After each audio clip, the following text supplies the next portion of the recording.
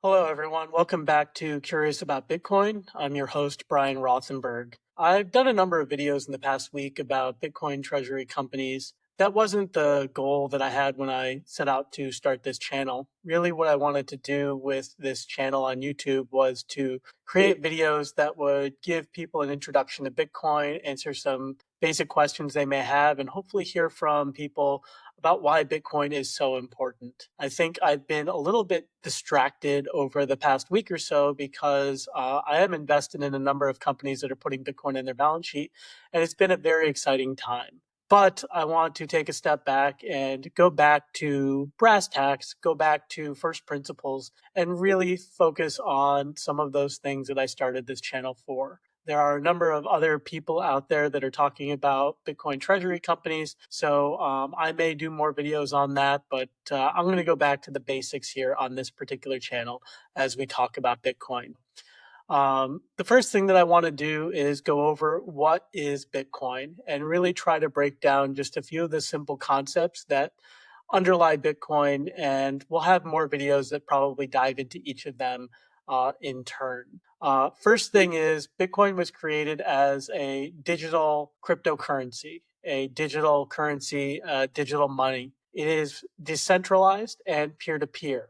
What that means is, number one, that there's no central control, no government, no company, no individual at this point that controls Bitcoin at all. There's a series of nodes throughout the world that people run to, keep the ledger of all the transactions. Basically, if I send money to you, everybody sees that. They just don't know that it was from you to me. They just see that it went from wallet A to wallet B with a bunch of numbers and things like that. And it's very easy to transact peer to peer at, you know, get rates, I suppose is the best way to put that. Sometimes the rates go up, sometimes they go lower, but it's not controlled by a bank, right? It's not so much that if I use my Visa card, that Visa is going to charge the vendor or someone 3% to do that. It's just based on the supply and demand of transactions in the system. Now, Bitcoin was created by an anonymous person, Satoshi Nakamoto, in 2009. Satoshi could be a person, Satoshi could be a group of people. At this point, there's a wallet from the first Bitcoin that Satoshi mined that has nearly 1 million Bitcoin in it. And that wallet hasn't seen any Bitcoin move in a very long time, if ever. But we're talking in over a decade at least. So it was almost a gift, I suppose, from Satoshi. A lot of other meme coins, a lot of other cryptocurrencies have been created. Typically, the people who create them give themselves quite a bit up front so that, as the value of that coin goes up, they benefit. And that's a key difference with Bitcoin. So something else that I, really wanted to emphasize here is that it's not controlled by any person. And as we kind of continue to talk about it, there's a finite supply of Bitcoin. So there will only ever be 21 million Bitcoin that can be mined. Mining is another sort of whole thing, but basically every 10 minutes we have those nodes around the world that I was talking about that are keeping a copy of the ledger, but we have to have a way to add more Bitcoin to the system without giving it out for free to people. And that's mining. I will go into more detail in a different video about mining, but for now, we'll just leave it there. Right now, we've mined about 94 to 95% of the Bitcoin supply. That sounds really high, but what happens is that there are halvings with the mining cycle. Every 10 minutes, you can get X amount of Bitcoin for doing mining. There's competition for that, and that gets halved every 4 years. We had a halving in 2024. We had a halving in 2020. We'll have another one in 2028 and on down the line. And ultimately, all of the Bitcoin will be mined. Basically, it's a sort of slow progression downward. But by 2140, all of the Bitcoin will have been mined. And while I said that 94 to 95% of the Bitcoin had been mined to today, in about 10 years' time, around 2035 or 2036, that's going to be about 99%. So 100 years, in the last 100 years of Bitcoin mining, there will only be 1% of the Bitcoin to be mined over that 100-year period with continued halvings there. And so that's something else that is really important, but the fact that there is a limited supply of Bitcoin, and that will probably be my next video because that's the thing that really threw me over the edge into going all in on Bitcoin itself. We talked about Bitcoin as a cryptocurrency. It kind of acts like any currency, like a dollar, but digital. So on my phone, I was at a conference for Bitcoin 2 weeks ago, and basically there were a couple of books that I bought from some authors on Bitcoin. And what I did to pay them was scanned a QR code and paid them with parts of a Bitcoin for that transaction for, very, very small fees to do that transaction compared to what they would pay since they were the vendors to Visa or MasterCard or anyone else for doing that transaction. So you can spend it like dollars. There's, a little bit of nuance to that since it is a digital currency, but we'll talk about that again in the future as well. Many of you may have heard of the blockchain, and that's the technology that underlies Bitcoin. Basically, transactions are secured on the blockchain. The mining kind of, makes sure that we're doing the right things in terms of, processing transactions.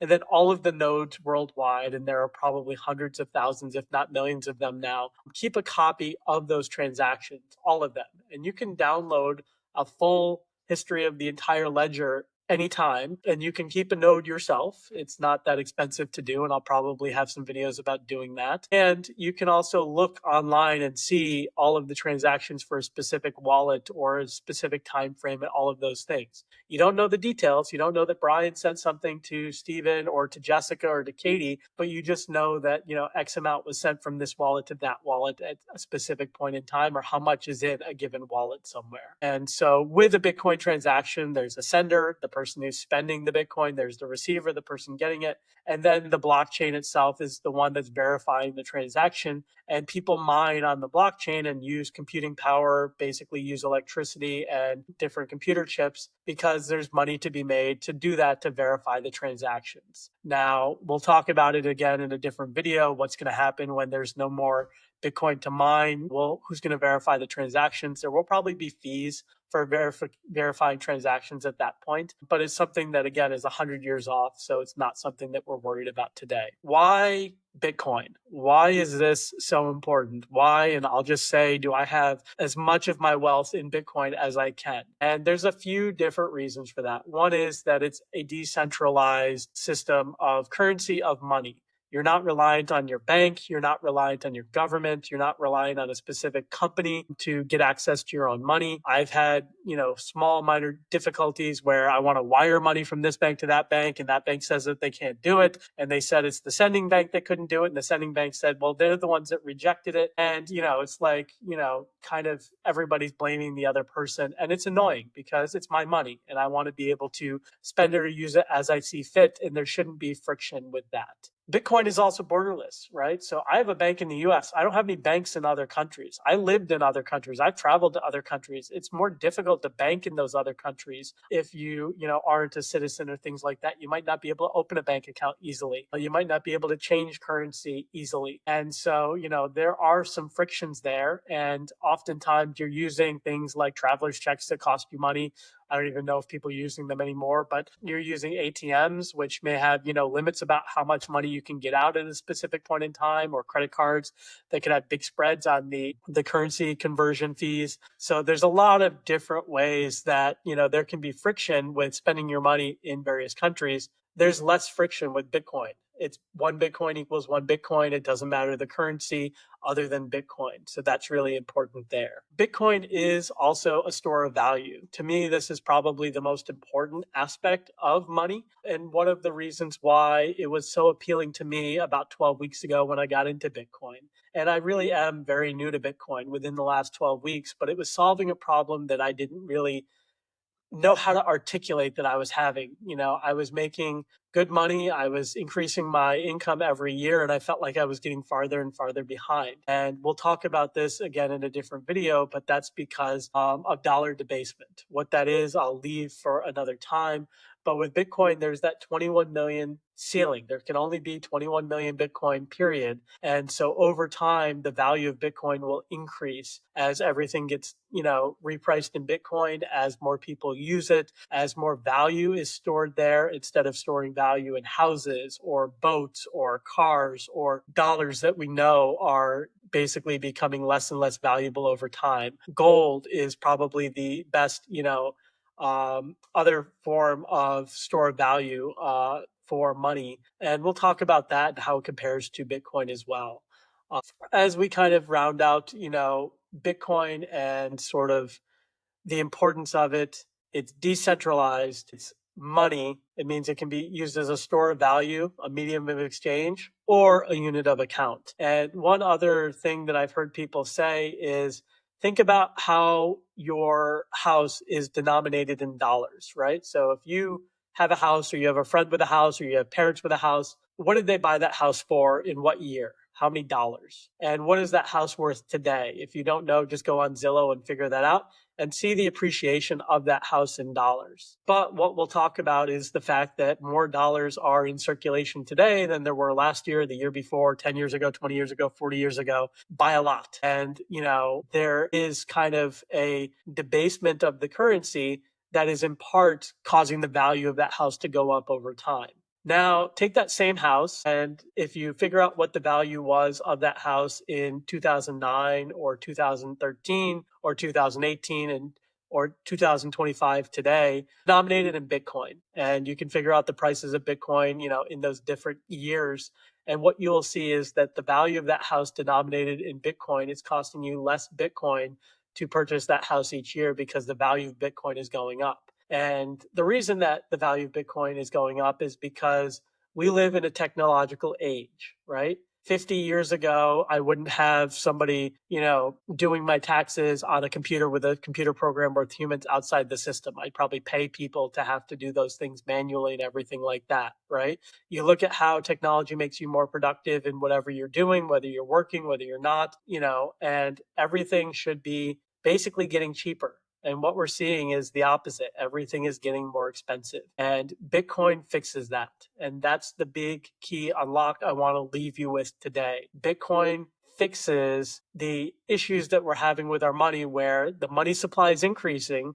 So the cost of everything is going up in dollars, in yen, in yuan, in take your pick of currencies. But the price of those same things in Bitcoin is going down because Bitcoin has a finite supply. Period. There will never be more than 21 million Bitcoin. And so that's the thing that I want to leave you with in this first Why Bitcoin video. I hope this has been a helpful explanation. I know that there are a lot of topics that I basically punted on to come back to in other videos. What I have also found about Bitcoin is, and I will steal from Michael Saylor, who we will talk about in a different video, Bitcoin is probably the most interesting thing in the world, in the universe, for us to think about. And there are so many aspects of it. And even people who've been learning about and in Bitcoin for, since its inception 16 years ago, they're still learning new things about it. New things are happening all the time. And so it's really important for us to continue talking about Bitcoin, asking questions about it. So I hope that you found this video helpful. I hope that you enjoyed it.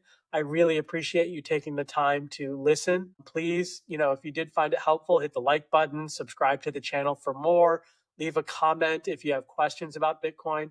If there are other things you want to hear me talk about with regard to Bitcoin, put that down in the comments as well. I'm happy to make videos about them for you. And with that, I wish you all a great day.